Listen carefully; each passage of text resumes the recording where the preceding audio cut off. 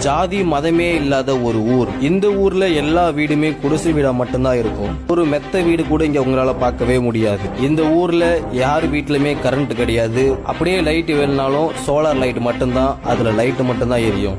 இந்த ஊர்ல பாத்ரூமே கிடையாது. இந்த ஊர்ல இருக்கக்கூடிய எல்லாருமே தலப்பா கட்டி இருப்பாங்க. ஆம்பளைங்க எல்லாருமே தலப்பா கட்டுவாங்க.